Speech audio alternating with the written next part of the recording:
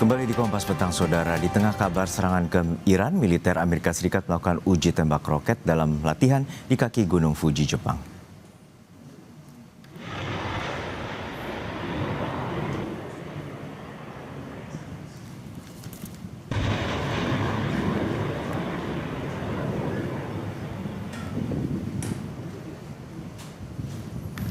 Marinir Amerika Serikat melakukan uji tembak 12 roket dari peluncur bergerak di lapangan tembak kaki Gunung Fuji, Jepang pada Rabu waktu setempat. Dalam latihan ini, 2 unit High Mobility Artillery Rocket Systems atau HIMARS dikerahkan untuk melakukan simulasi serangan cepat menggunakan taktik shoot and scoot. Sistem ini sebelumnya digunakan pasukan Amerika di Irak dan Afghanistan. Komando Pusat Amerika Serikat sempat mengatakan sistem HIMARS digunakan dalam serangan pembuka terhadap Iran. Sistem ini meluncurkan roket berpemandu presisi baru yang dapat mencapai target sejauh ratusan mil.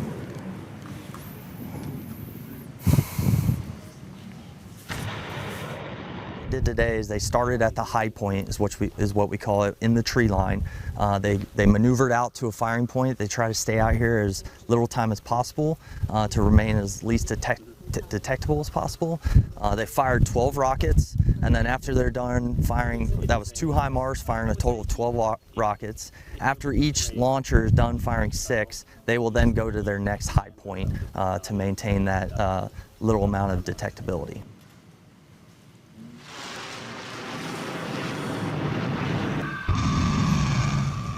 Garda Revolusi Islam Iran memperingatkan tentara Amerika Serikat jika perang akan meluas melampaui kawasan jika Amerika Serikat dan Israel kembali melakukan penyerangan. Peringatan muncul setelah Presiden Donald Trump mengatakan akan menyerang Iran kembali jika tidak ada kesepakatan tercapai dalam beberapa hari mendatang. Sementara hari kemarin, Trump mengumumkan penundaan serangan dan memberi tenggat waktu kepada Iran.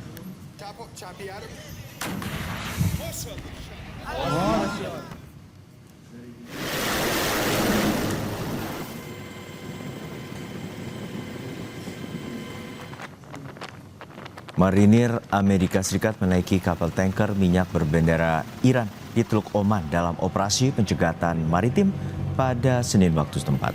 Rekaman video dirilis CENTCOM menunjukkan sebuah helikopter militer berada di atas kapal saat pasukan dikerahkan ke dek selama operasi penggeledahan. Tanggal dan lokasi pasti terkait rekaman belum dibagikan oleh CENTCOM dan tidak dapat diverifikasi secara independen. Pasukan Amerika Serikat menggeledah kapal tanker dan memberikan instruksi kepada awak kapal sebelum mengizinkan kapal melanjutkan pelayarannya.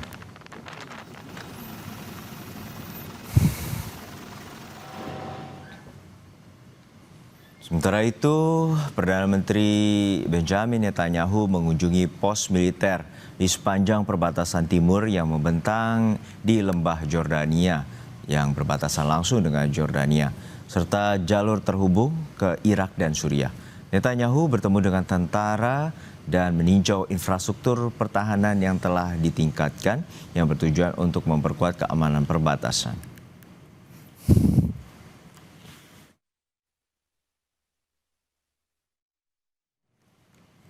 Usai Trump mengancam akan menyerang Iran lagi jika tidak tercapai kesepakatan dalam beberapa hari ke depan, Garda Revolusi Iran balik mengancam akan memperluas perang hingga di kawasan Timur Tengah. Kita akan membahasnya bersama Atase Pertahanan Iran 2009-2012, Majen Purnawirawan TNI Budi Pramono dan dosen Hubungan Internasional FISIP UI Agung Nurwijoyo. Selamat petang Bapak-bapak, semoga sehat selalu. Selamat petang, Mas. Ya, saya ke Mas Agung terlebih dahulu. Mas Agung, untuk saat ini bahwa Trump telah memberikan ultimatum 2-3 hari ke depan, bila negosiasi dengan Iran tidak tercapai, dia akan melakukan operasi sledgehammer atau serangan besar-besaran kembali. Namun di sisi lain, pihak Iran melalui IRGC juga menyatakan akan memberikan serangan balasan dan juga akan melakukan ancaman memperluas serangan bahkan keluar dari kawasan Timur Tengah. Bagaimana pandangan Anda?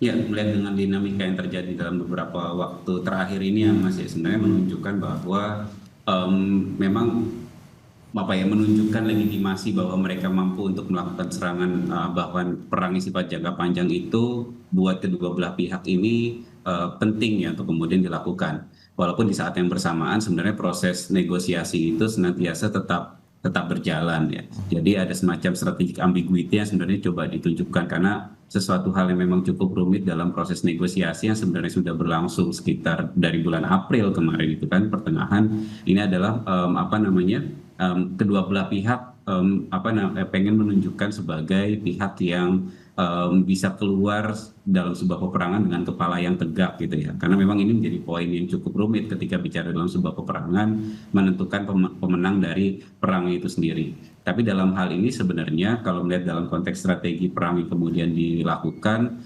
kemampuan Iran untuk melakukan perang yang sifat jangka panjang sebenarnya kan sinyalemennya sudah terlihat semenjak awal perang ya.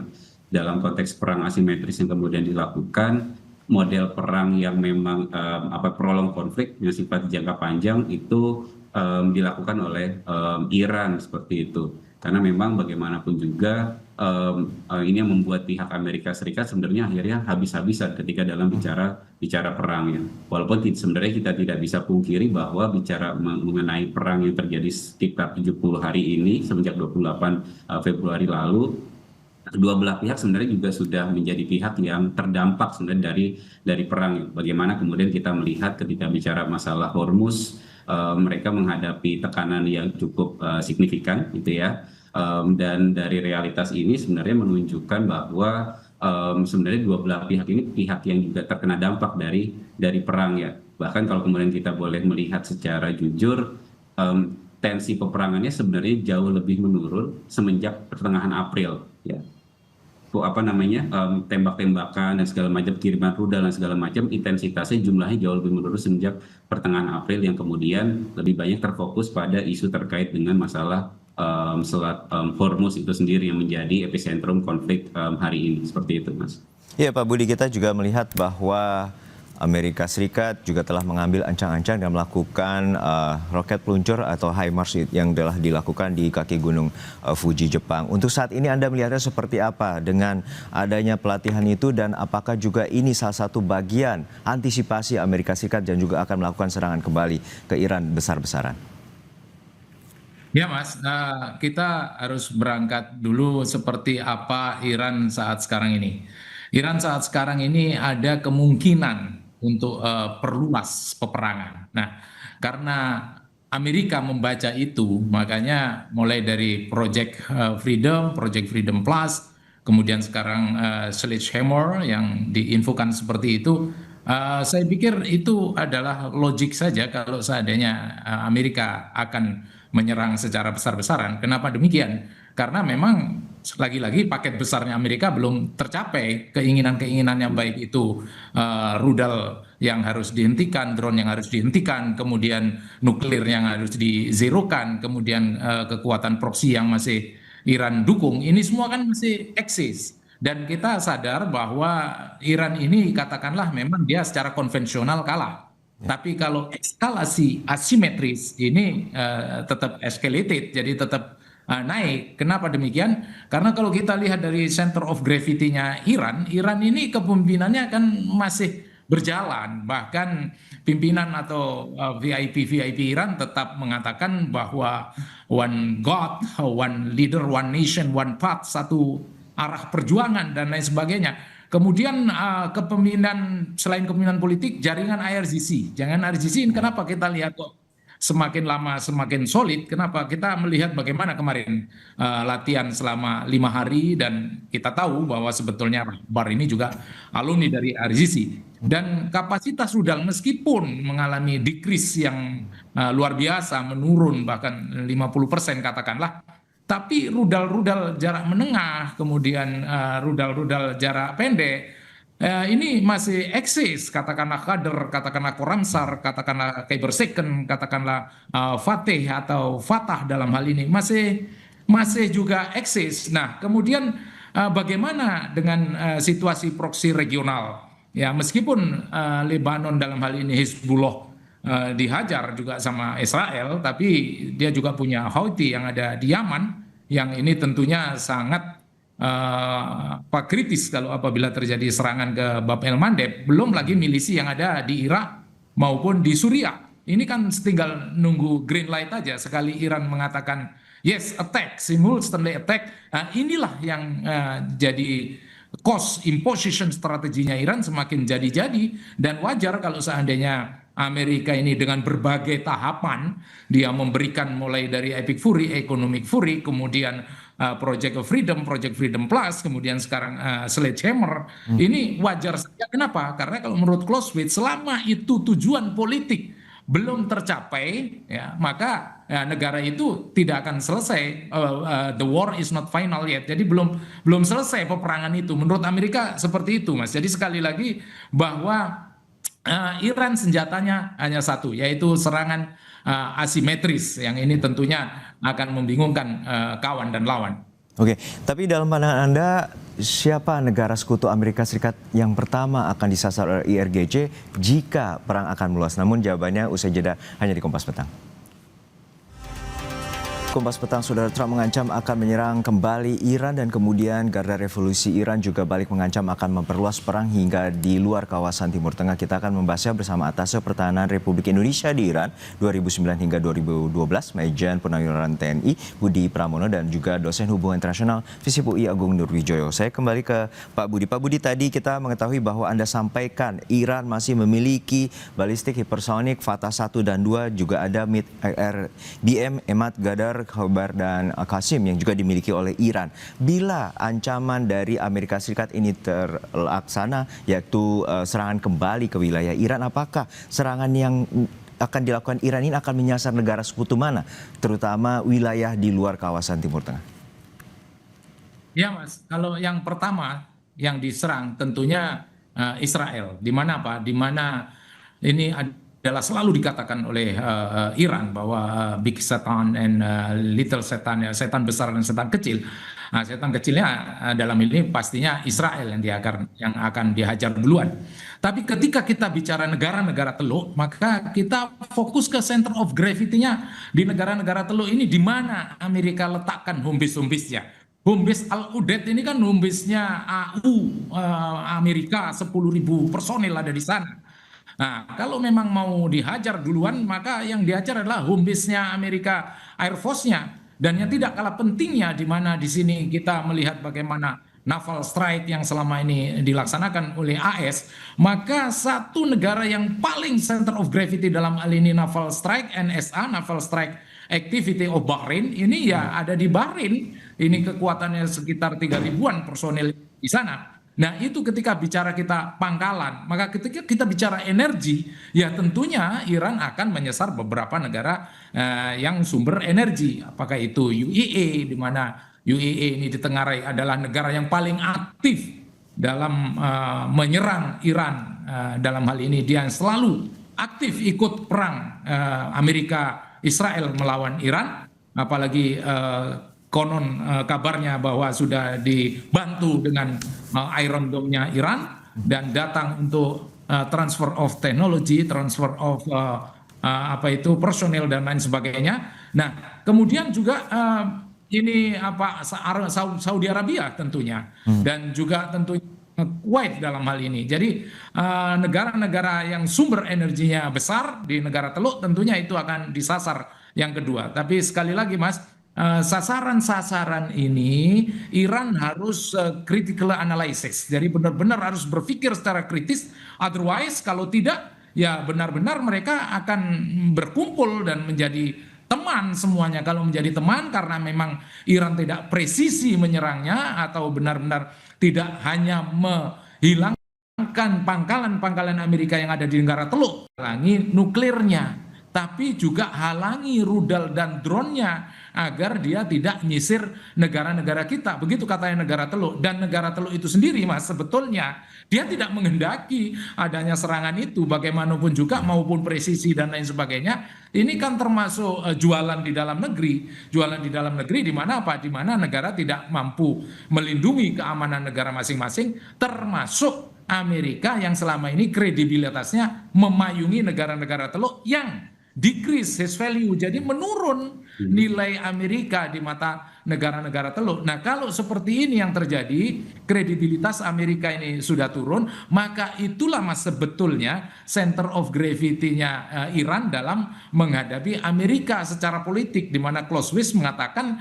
bahwa apabila mampu kita menghambat politik, ajutan politik negara atau musuh kita, maka itulah yang namanya perang yang sejati. Begitu Mas, Oke. kalau menurut saya. Ya, saya ke Mas Agung. Mas Agung, kita mengetahui bahwa ini merupakan juga perang urat saraf yang masih terjadi. Namun sebenarnya berapa siapkah negara-negara sekutu Amerika Serikat terutama di Timur Tengah? Karena pada dasarnya seperti Arab Saudi juga menyatakan mendukung upaya diplomasi yang saat ini tengah dilakukan oleh Trump. Namun Anda melihatnya seperti apa bila serangan ini terjadi dan juga serangan ini meluas dan menyasar seperti yang disampaikan oleh Pak Budi tadi, negara-negara terutama sekutu Amerika Serikat di negara Teluk itu juga turut diserang? Ya, kalau dalam konteks seperti ini ya Mas, satu hal yang kemudian patut kita syukuri dalam setidaknya perang yang dimulai dari 28 Februari adalah kecenderungan negara-negara Teluk untuk menahan diri sebenarnya. Ya, dalam hal ini yang kita lihat memang dari awal kan kita serangan-serangan terhadap objek-objek khususnya US military base ya di kawasan Timur Tengah itu, ancaman itu bukan sekedar muncul hari ini, tapi di awal-awal perang pun sudah sampai benar-benar terjadi seperti itu. Tapi dalam realitas tersebut adalah yang dilakukan oleh negara-negara yang terkena dampaknya, kecenderungan mereka adalah senantiasa menahan diri untuk tidak langsung terjun dan melakukan aksi retaliasi terhadap apa yang dilakukan oleh Iran misalkan. Nah, tentu hal itu akhirnya berimbas terhadap konflik ini fokusnya kepada Iran dan Amerika Serikat saja, seperti dan plus Israel tentunya.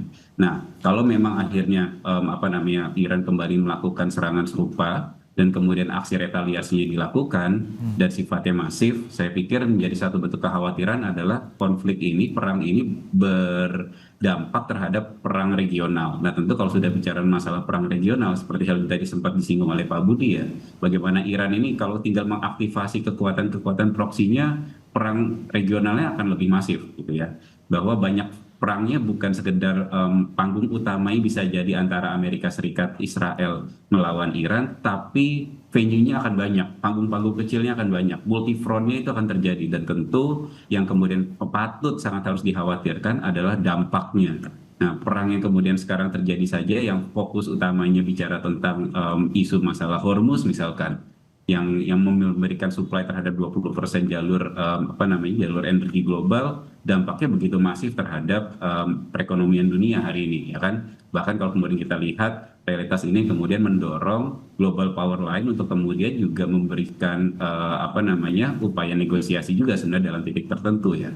Nah, tentu kalau kemudian akhirnya sampai kepada perang regional, yang memang harus dikhawatirkan adalah punya tekanan yang begitu besar terhadap perekonomian dunia, dan ini sesuatu hal memang yang harus diantisipasi sebenarnya, bahkan kalau bisa ya dihindari ya dalam proses-proses yang terjadi selama ini seperti itu. Dan sebenarnya saya juga melihat Mas, sebenarnya ada sinyalemen bahwa kedua belah pihak di titik tertentu juga masih mendorong adanya negosiasi. Artinya kalau kemudian masih ada proses tukar menukar proposal, ada kecenderungan mereka untuk menghindari perang total. Meskipun tetap ada insiden sebagai bentuk diplomasi koersif ya antara satu pihak dengan pihak yang lain, tapi ada kecenderungan juga sebenarnya dalam titik tertentu kecenderungan untuk menghindari perang total, tapi tetap memberikan ancaman-ancaman serius bahwa mereka siap kalau misalkan perang yang sifatnya lebih besar. Tapi ada sinyal tadi tuh, ada harapan-harapan kecil yang memang memunculkan sinyalemen bahwa ruang-ruang negosiasi itu masih bisa didorong seperti itu ya lewat mediator-mediator yang ada. Baik, kita harapkan ada titik terang terutama pasca mediasi dengan Pakistan gagal, dan tentunya kita juga menantikan upaya dari negara lain seperti Tiongkok ataupun juga bahkan PBB untuk melakukan negosiasi dan upaya perdamaian antara Amerika Serikat dengan Iran, dan juga kita harapkan tidak ada serangan kembali yang kemudian menyebabkan perang regional seperti Anda sampaikan, Mas Agung. Terima kasih sekali lagi Mas Agung Nurwijoyo, dosen hubungan internasional FISIP UI, dan juga Bapak Budi Pramono, Majen TNI Purnawirawan Atase Pertahanan Republik Indonesia di Iran periode 2009-2012. Sehat selalu Bapak-Bapak.